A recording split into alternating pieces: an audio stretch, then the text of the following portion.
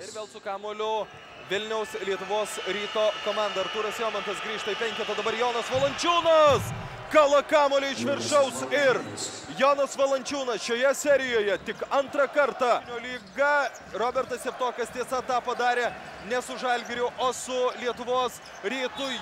Popovičius 3 taškai ir pražanga Markas Popovičius. Na, paklausykit dar kartą šiose rungtynėse garsiai kalbančio žmogaus Kauno Žalgirio arenoje. Galiu tik pasikartoti. Marko Popovič. O, puikiai gynyboje susitvarkęs Tomas Delninkaitis bei Mantas Kalnietis bei Robertas Kamikadzė Jevtokas. Jau antrą susitikimo minutę kala kamuolį iš viršaus. Aliai Upstil. Jevtokas bei 165 sekundės iki šių metų, šio sezono LKL pabaigos. Dainius Šalenga, 2 taškai ir pražanga, kaip ten sakoma.